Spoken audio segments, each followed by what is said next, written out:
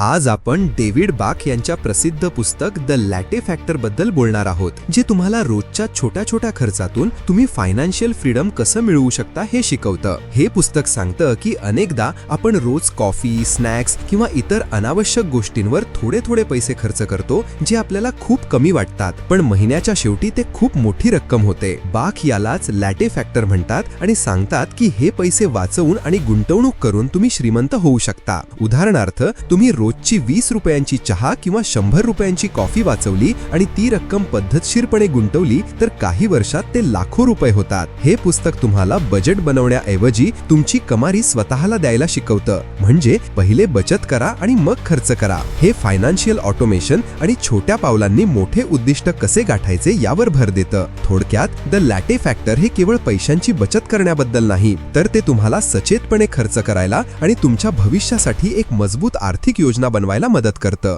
तर मग तुमच्या रोजच्या खर्चातून श्रीमंत होण्याचा मार्ग शोधण्यासाठी आजच हे पुस्तक वाचा आणि तुमच्या आर्थिक जीवनाला एक नवीन दिशा द्या.